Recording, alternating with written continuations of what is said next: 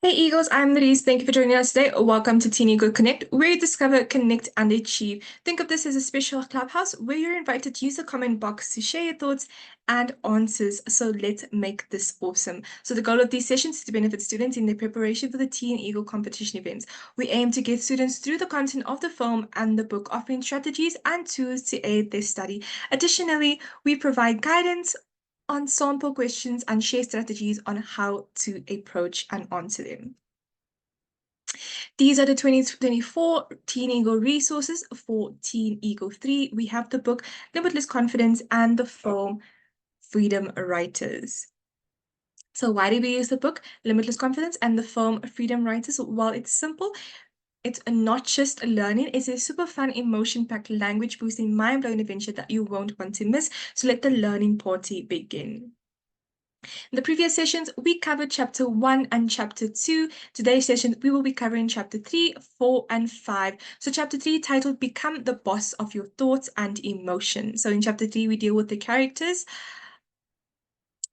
Madison and Grace, who admire the Winston's confidence but face negative emotions due to a social media incident. Chapter 3 also focuses on the cognitive triangle. So it introduces the cognitive triangle, illustrating how thoughts, feelings, and behaviors are interconnected. So negative thoughts can lead to negative feelings, which can influence negative behaviors, and positive thoughts can foster positive feelings and actions. So negative thoughts and positive reframing. Let's talk about them. So Grace is affected by negative thoughts triggered by an Instagram post from Kenzie Winston, a common occurrence involving self-doubt, comparison, and insecurity, expressing concerns about her party not meeting her standards and feeling inferior to Kenzie. So these thoughts illustrate that the influence of external factors such as social media on Grace's self-esteem can be negative, and negative thoughts have the potential to generate feelings of inadequacy and insecurity, impacting emotions and well-being.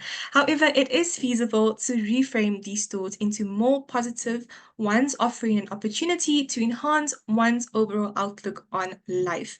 So, chapter 3 tells us how we can use positive affirmations to enhance our overall outlook on life. So, positive affirmations are statements or phrases repeated regularly to enhance self confidence, reshape your mindset, and improve your overall well being.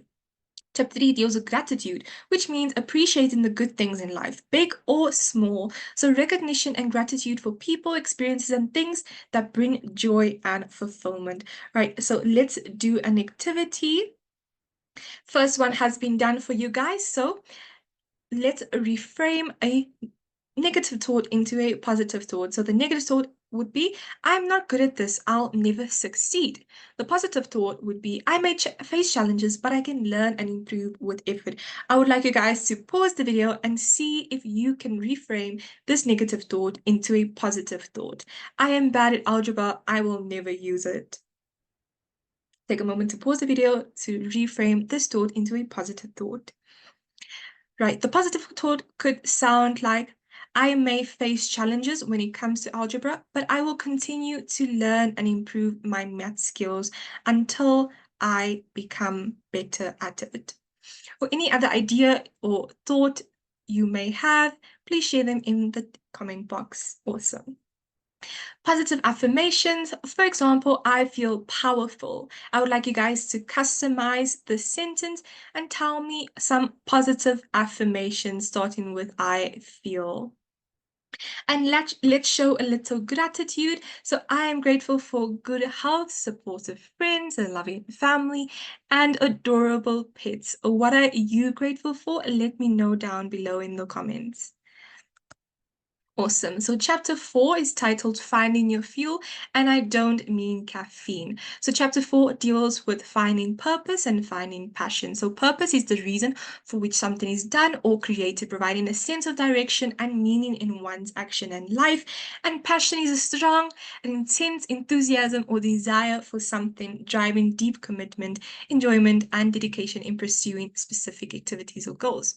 So let's look at some of the characters discussed in chapter 4. So in this chapter, we have Gabriel. He's a determined teenager facing academic pressure, and he aspires to be a biomedical researcher and cure leukemia. So driven by the loss of his sister to this disease, the narrative underscores the power of passion and purpose, emphasizing that they motivate and help us focus on enabling us to overcome obstacles. So, Gabriel's story encourages readers to reflect on their experiences and inspirations to discover their big why, to discover their purpose and their passions. So the chapter emphasizes that finding one's purpose is a journey, and then it's all right to try several different things until you find your passion, until you find what you're passionate about, and until you find your life's purpose. So, chapter 4 of Limitless Confidence for Teens emphasizes the importance for purpose and how it can boost our confidence and decision making. If we know our purpose and we have a passion, we become more confident people. So, Gabriel still shows us how determination and passion may help one achieve goals despite obstacles.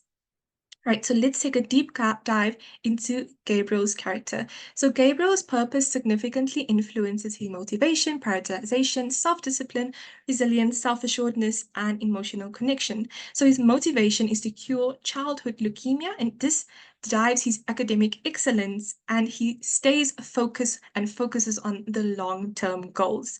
So, prioritization, Gabriel sacrifices social activities for academic ambitions.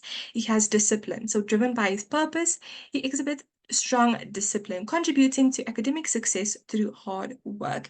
And he's resilient. So, despite any challenge, he can overcome any setback or challenge through resilience. And he is self assured. So, unwavering commitment to his purpose enhances self assuredness, bringing clarity to decision making, and he has an emotional connection. So Gabriel's purpose, emotionally tied to his past experiences, reinforces self-confidence and adds meaning to his actions.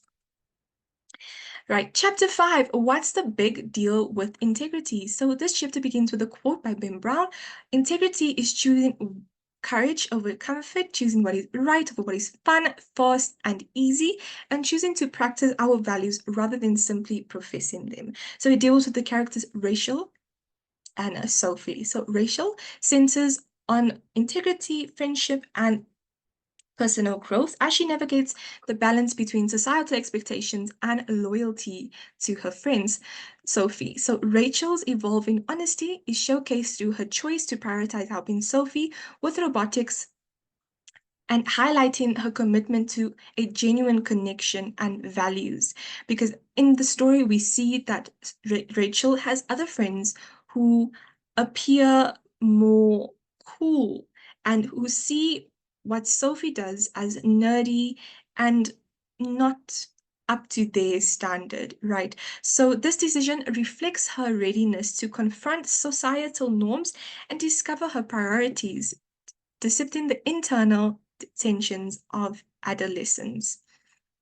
Right. However, when it comes to Sophie, it's different. She has unwavering personal integrity by dedicating herself to robotics and refusing to compromise her values for social approval. So, despite being labeled a nerd, Sophie's resilience so Sophie is resilient and she focuses on her academic pursuits, and this demonstrates the importance of staying true to oneself. So the narrative contrast between Rachel and Sophie approaches, offering a nuanced exploration of friendship, individual growth, and Sophie's actions underscores her authenticity and commitment to her beliefs despite external influences. Together, their stories illustrate honesty, resilience, and the transformative power of true friendship amidst societal pressures, which in the end is having integrity. Right, so let's do a quick activity. Please take a moment to pause the video to see if you can guess the correct answer. So what is integrity according to chapter 5? Is it A, choosing comfort over courage, B, choosing what is fun, fast, or easy, C, choosing what is right over convenience, or D, choosing popularity over values? Awesome. If you chose C, you are correct. It is choosing what is right over convenience. How does the chapter conclude in terms of Rachel and Sophie's relationship? A, they become distant. B, they strengthen their bond. C, they stop talking altogether. D, they have a major argument. Awesome. If you chose B, you are correct. Well done. They strengthen their bond. Awesome. Let's take a look at the vocab list.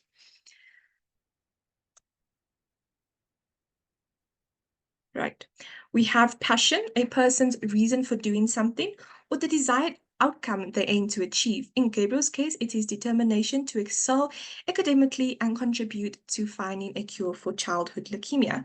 Leukemia is a type of cancer that affects the blood and bone marrow, causing an overproduction of abnormal white blood cells.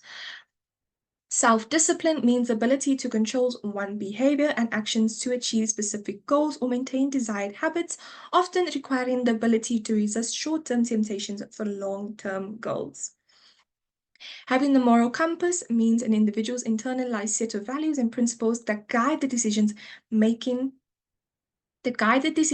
and behavior, especially in ethical matters. Consequence means results or effects that follow in a particular action or decision.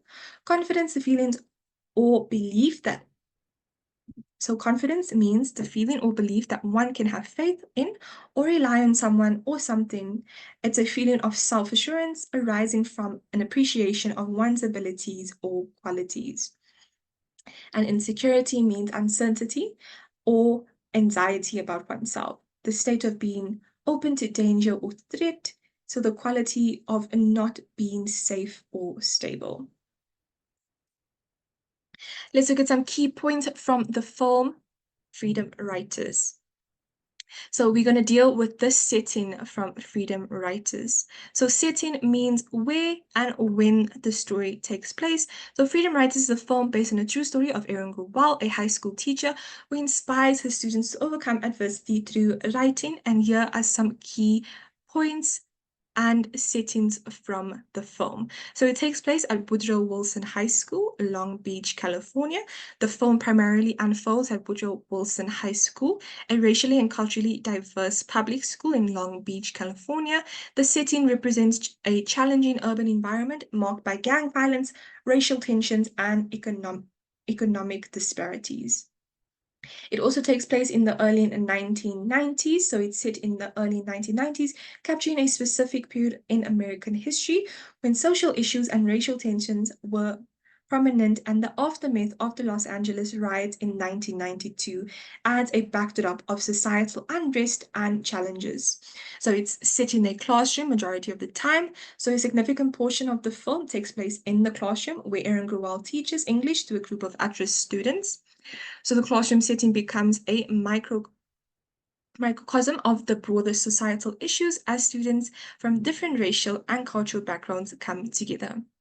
We have home environments, so there are different types of home environments from the film. So the film occasionally explores the home environments of students, providing insights into their personal struggles, family dynamics, and the impact of their surroundings on their lives. And lastly, the Holocaust Museum. So a field trip to the museum of tolerance, particularly the section on the Holocaust, serves as a transformative experience for students and is a significant setting in the film. So the visit to the museum becomes a turning point in the students' understanding of tolerance, diversity, and the power of education. So it takes place at the Woodrow Wilson High School, Long Beach, California, during the early 90s. Majority of the time it's within the classroom. It does dive into some of the home environments, and an important part is the Holocaust Museum where change begins. Awesome, so let's do an activity based on the setting. So where is the primary setting of the film Freedom Writers? A, New York, B, Los Angeles, California, C, Long Beach, California, D, Chicago, Illinois. Awesome. If you chose C, you are correct. It's Long Beach, California. So why does the setting of Woodrow Wilson High School play a crucial role in the film? A, to showcase a privileged and affluent community. B, to highlight the challenges of an urban environment marked by racial tensions and economic disparities. C, to focus on a suburban setting devoid on social issues. Or D, to explore the influence of rural life on the characters.